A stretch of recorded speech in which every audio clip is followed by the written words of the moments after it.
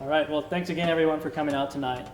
I want to thank GSI for putting on this really cool show, and thank my father for letting us take his incredible guitars and play them, show everybody. It's a really special collection of guitars that we're going to hear tonight, and most of them are really old and just inspirational, beautiful sounding instruments.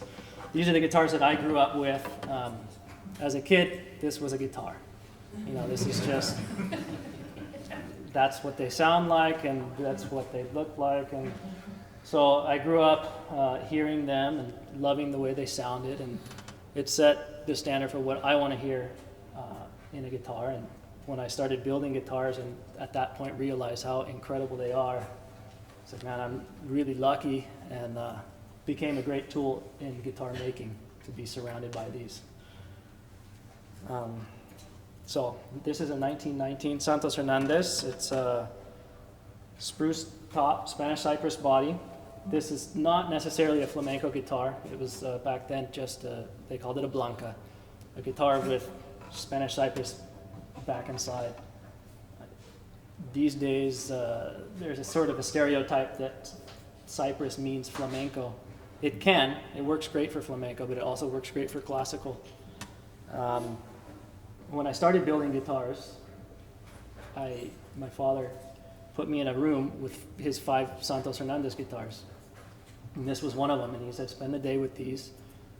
They're incredible. I want you to get inspired by them. And so I spent the day, I played them. I played them as a player. Sat down, and all I wanted to do was hear them and feel them, and monetary value was irrelevant. So at the end of the day, he came in and he said, so what do you like? I said, I like this one. This one's magic. I said, okay, take it and learn from it, study it. And we'll let Scott play it. And you did. You studied well. There's something about the headstock I think you were going to talk about? Oh, yeah. So, You want it back? Yeah.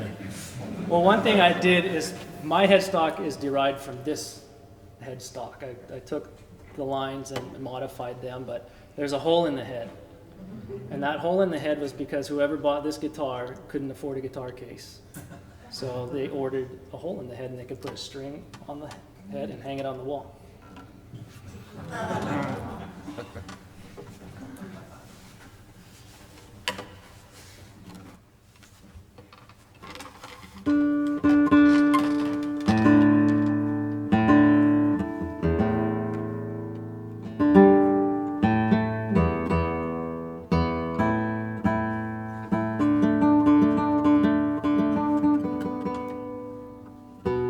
I don't have perfect pitch, so I'm going to have to simulate the 440, that's kind of about right. Let me give a couple specs. I forgot to mention Please this.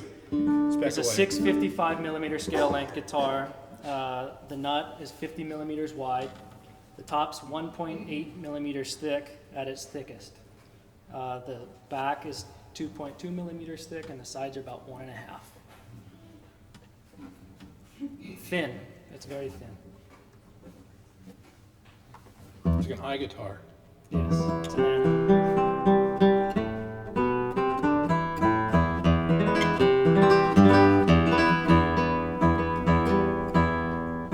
Well, I went down to San Diego the other day to try to figure out, I played all these guitars to try to figure out, sketch out a playlist.